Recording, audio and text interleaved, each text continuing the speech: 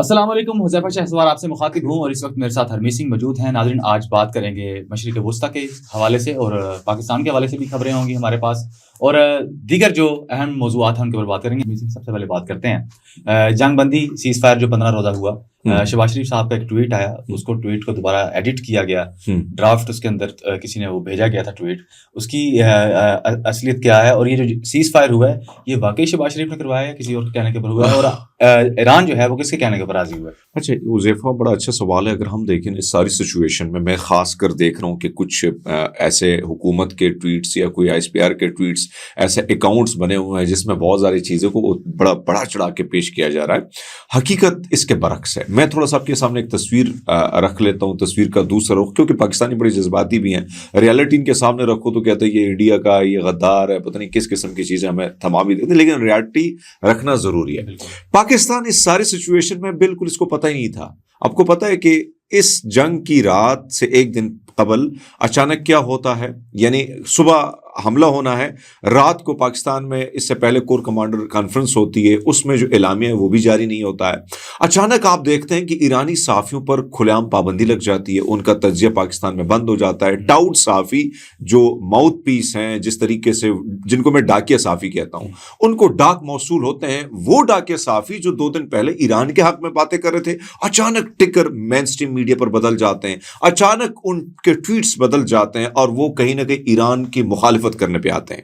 یعنی ایسا لگتا ہے کہ پاکستان کو اس ساری سچویشن میں کچھ نہیں پتا تھا اور اس نے رخ عرب دنیا کی طرف لے کے جانا تھا۔ یعنی کمٹمنٹ ایسی چل رہی تھی کہ بھئی انہوں نے جھکاؤ عرب کی طرف جانا ہے، کیونکہ عرب اس وقت کس کا اتحادی ہے؟ امریکہ اور اسرائیل کا، ماننا پڑے گا اس چیز کو۔ اس ساری صورتحال میں اچانک، کیونکہ آپ کو پتا ہے کہ ڈونلڈ ٹرمپ کے لیے بڑے مسائل تھے اور مسائل شدید قسم کے مسائل تھے۔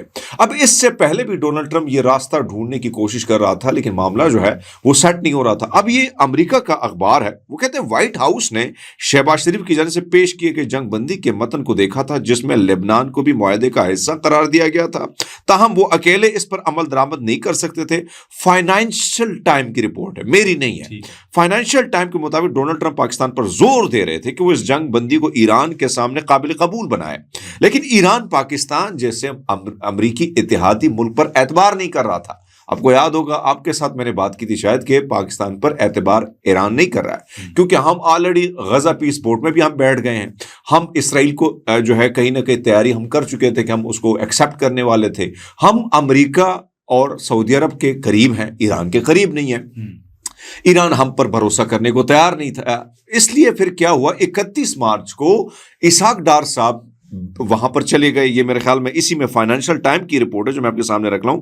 وہ کہتے ہیں اسحاق ڈار 31 مارچ کو بیجنگ چلے گئے، وہاں چائنا کو منوایا کہ بھائی صاحب ایران آپ کی بات مانتا ہے، ان کو منوا لیجئے گا، اور جو نکات 10 نکات پر ابنائے ہرمز وغیرہ وغیرہ، اس پر ایران نے کہا ٹھیک ہے ہماری یہ شرائط ہے، جس میں لبنان بھی شامل تھا، وہ ڈونلڈ ٹرمپ نے مان لیا کہ بھئی سب ٹھیک ہے۔ اور پھر یہ معاملہ جو ہے آپ دیکھیں کہ اچانک، اب اس پہ واشنگٹن پوسٹ نے بڑی مزے کی پوسٹ لکھی ہے۔ وہ کہتا ہے، کیونکہ میں ساری رپورٹیں اس لیے اکٹھی کرتا ہوں کہ وہ دنیا کی بڑی بڑی اخباریں کیا کہتی ہیں، وہ کہتے ہیں کہ بھئی صاحب یہ معاملہ اتنا آسان نہیں تھا۔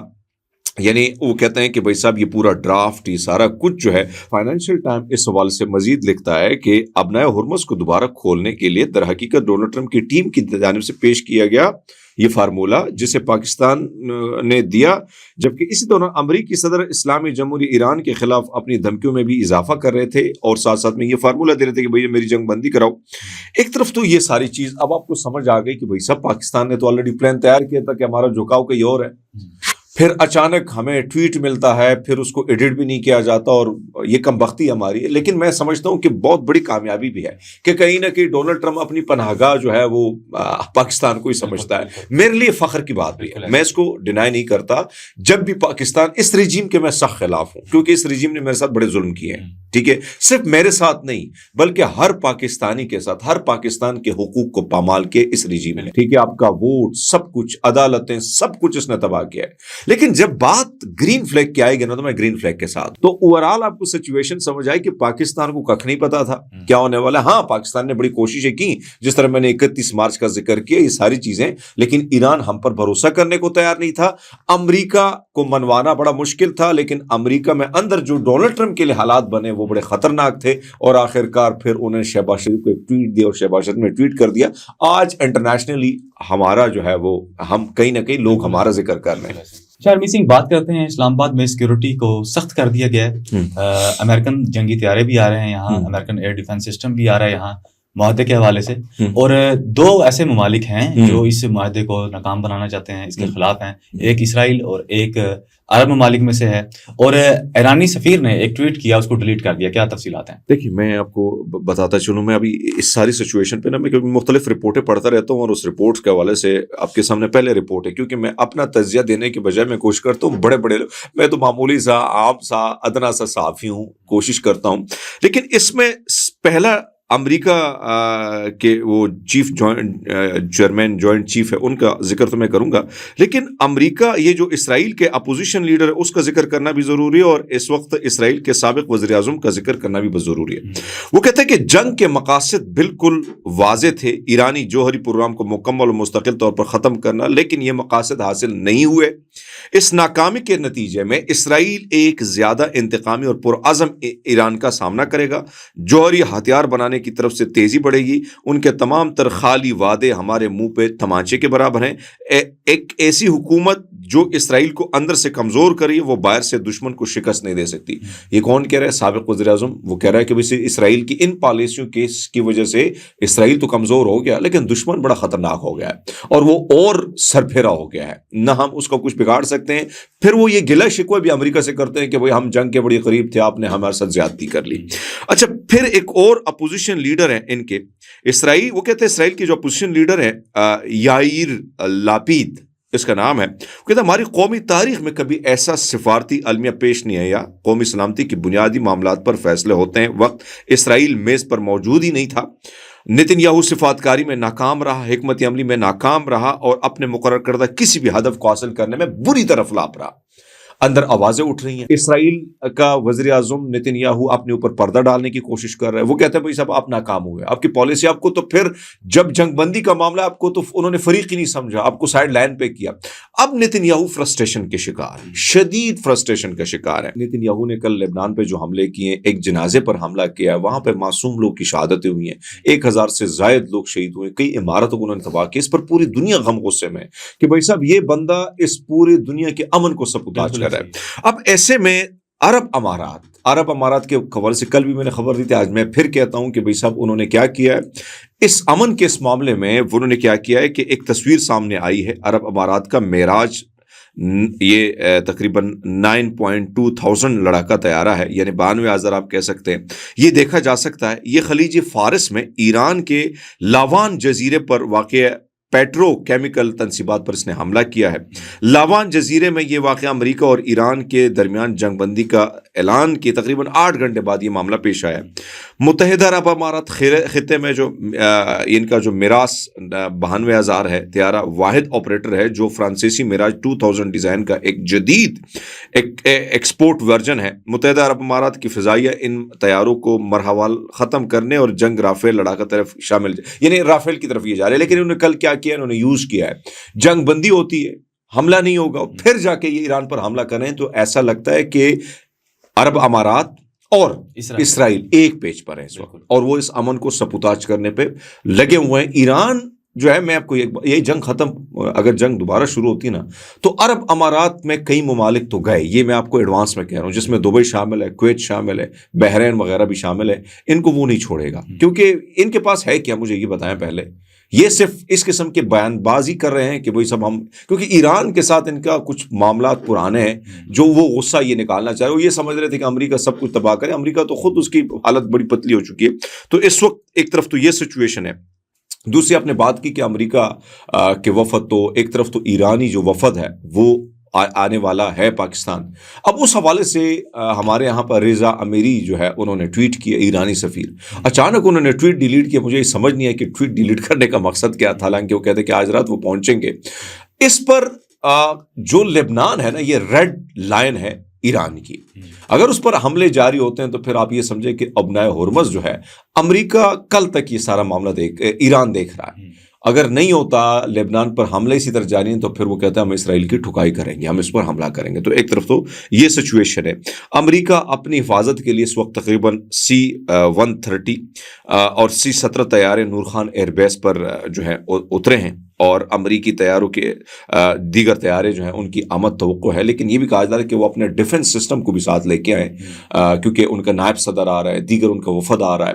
تو ایسے میں وہ اپنے آپ ہم پر کم اعتبار کرتے ہیں, اپنے سسٹم پر زیادہ اعتبار کرتے ہیں. وہی سسٹم ہے جس کی ایران نے چھترول کی ہے. اچھا ہرمیت سنگھ, بات کرتے ہیں عمران خان کے حوالے سے. ان کی ملاقات کے اوپر کافی عرصے سے پابندی عائد تھی. کل سلمان صفدر کی ان کے ساتھ ملاقات ہوئی.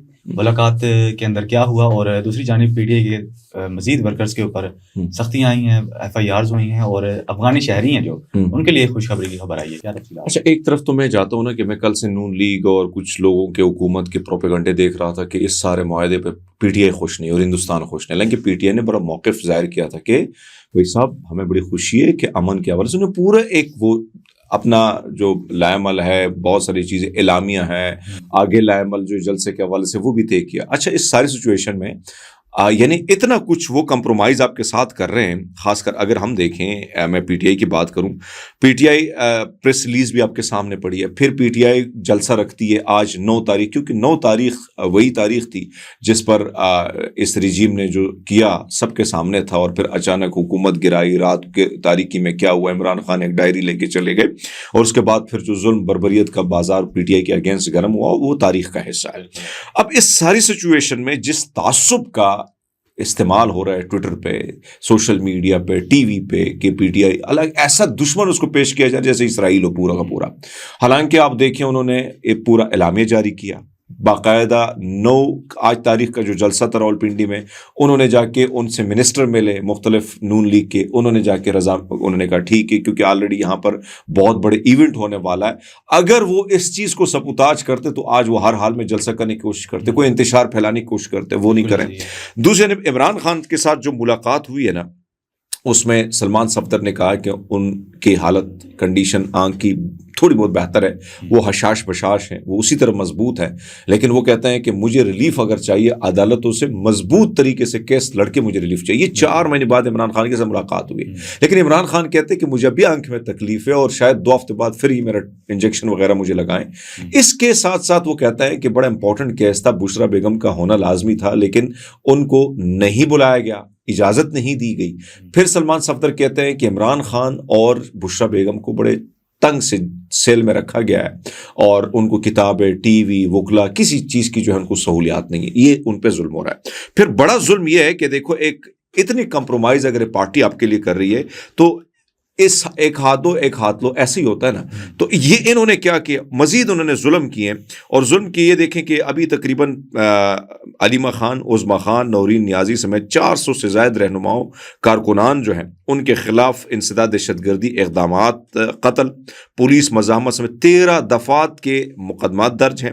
اڈیالہ کے باہر علیمہ خان کی کال پر جمہوری اور حکومت پاکستان اور ریاستی اقداروں کے خلاف اشتعال انگیز نعرے بازی کر رہے تھے. یہ FIR کا متن ہے. یہ کیا جوک ہے اس ملک میں.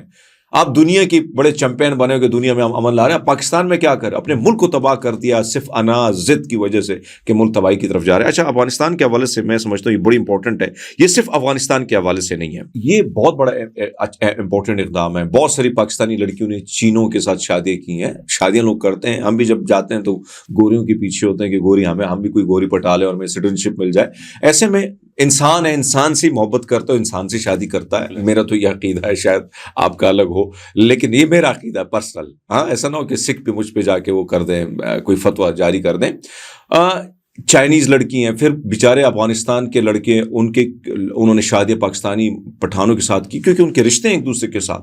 اب مسئلہ یہ ہے کہ بہت سارے ایسے کیسز ہوئے ہیں کہ پاکستانی لڑکی اور لڑکا باہر کا ہے, ایسے میں ان کی جب اولاد ہوتی ہے ان کے لیے بڑے مشکلات ہوتی ہیں. لیکن یہ بہت امپورٹنٹ تھا, اور میں سمجھتا ہوں کہ میں شکریہ ادا کرتا ہوں حکومت پاکستان کا کہ کم سے کم یہ جو مسلط کردہ رجیم ہے انہوں نے یہ تھوڑی سی بہت اچھی کوشش کی ہے. یہ جو ہے شہریت ایکٹ 1991 میں ترمیم کرتے وقت ایک اہم قانون منظور کر لیا گیا ہے. 2026 فوری طور پر یہ نافذ العمل قرار دیا گیا ہے. دفعہ 5 میں لفظ والد یعنی فادر تبدیل کر کے والدین لکھا ہے. چنانچہ اب وہ تمام تر افراد جن کے والد یا والدہ میں سے کوئی ایک پاکستانی شہری انہیں پاکستانی شہریت کا حقدار تسلیم کیا جائے گا، خواہ ان کی تاریخ پیدائش کچھ بھی ہو. بہت امپورٹنٹ تھا. بہت سارے گھر رول گئے، بہت سارے لوگ روتے پٹتے رہے کہ بھئی صاحب ہمارا تو ملک پاکستان ہے، ہماری تو ماں پاکستانی ہے. تو ایسے میں سمجھتا ہوں اچھا یہ اوورسیز پاکستانی جن کے باپ کے پاس کارڈ ہے یا ماں کے پاس کارڈ ہے نا، اب ان کے بچوں کے لیے بھی سہولیات ہوگی کہ پاکستانی شہریت ان کو ملے گی. یہ بہت، اور یہ خوشخبری افغانستان کے لوگوں کے لیے بھی. بہت سارے لوگوں نے ادھر شادیاں کی ہیں، ان کے ساتھ جو ظلم ہوا، ان کے بچے ادھر کے ہیں، بیوی ادھر کے، لیکن پھر بھی ان کو جس طریقے سے گھسیٹا گیا، بھیجا گیا، اب ان کے لیے بھی آسانی. اس میں پشاور ہائی کورٹ کا بڑے امپورٹنٹ فیصلے ہیں جو اس میں شامل ہیں. بہت شکریہ، آپ نے اپڈیٹ کیا. ناظرین تمام تفصیلات آپ نے جانی. کمنٹ سیکشن کے اندر اپنی رائے کا اظہار ضرور کیجیے. اجازت دیجیے، اللہ نے کے بعد.